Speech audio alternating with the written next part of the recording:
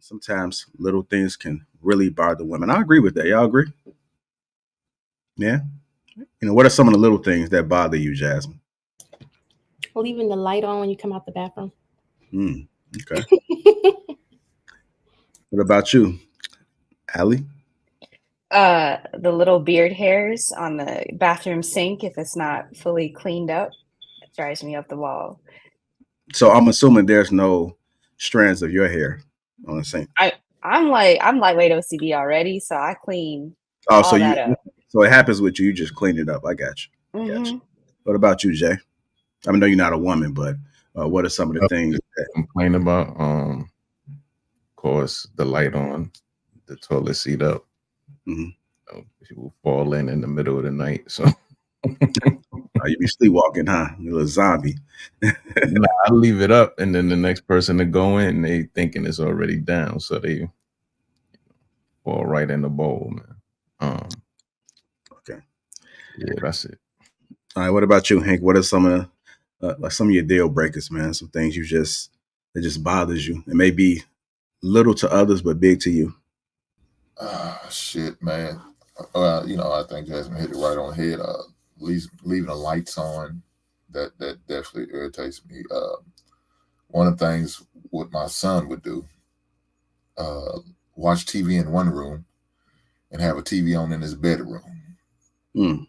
Yeah, that irritates me. And I guess one more thing is when somebody sits in front of my refrigerator camped out and just hoping something's going to appear that's not there, but they still stand there anyway, like, something's going to magically appear, so that pisses me off.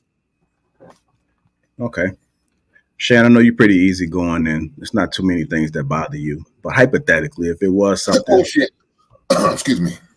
Listen, a lot bothers me. I just don't say anything. I just keep that's the problem.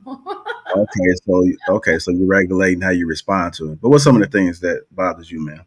So we don't really walk around my house, right, with shoes on. But when you take them off, like, don't let them collect at the door so I can put them up.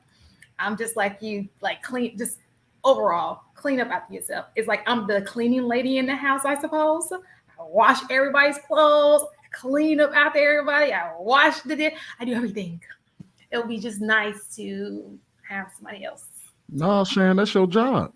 It's not. Yes, it is. It's not.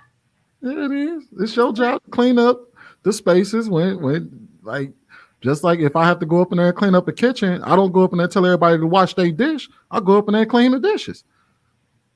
The people of age should know how to clean up after themselves.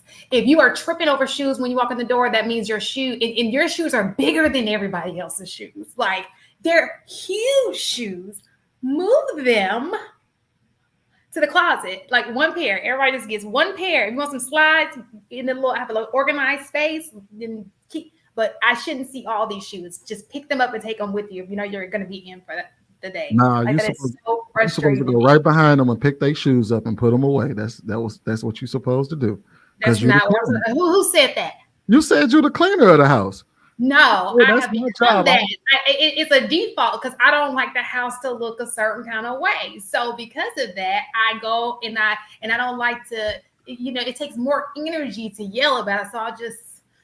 So what if everybody else is okay where the shoes are? You're the only one that don't like the shoes by the door.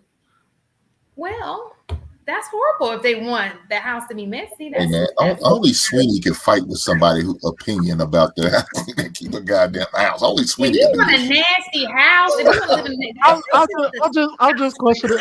I'll just question her logic. She said that she does things the way that she wants them to be done. So not clean them up. They don't have to be done my way. Just clean whatever in your mind means clean up. Like, just clean up after yourself. Just whatever you put down, pick it up. It will make my life easier. If I'm doing all these things, just whatever you put down, it would just make it so much easier for me if you just pick it up.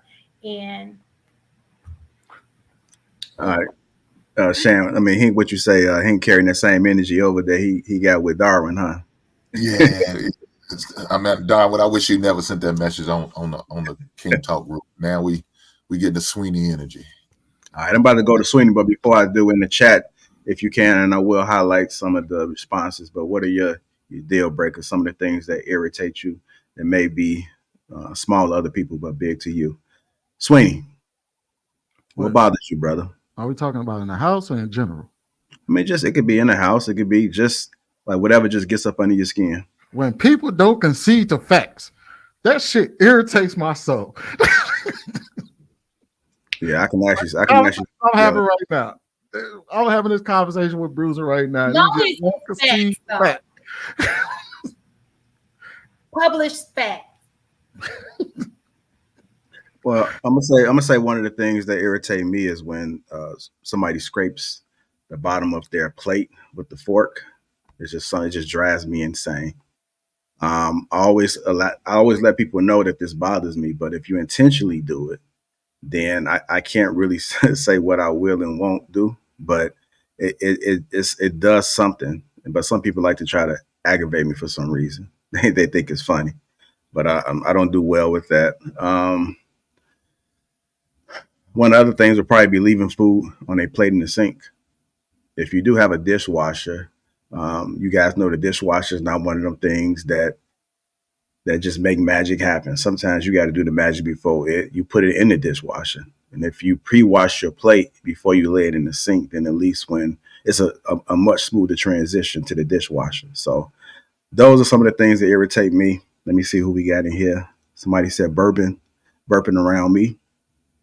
Leaving one ice in the tray and not filling it back up. People still got ice trays. They do. Okay. I think it's with your mouth open. Like, yeah. Like, yeah, he is, smacking while eating. Shout out to my grandfather, but he eat like a bamboo, man. He eat like a man, he be smacking down.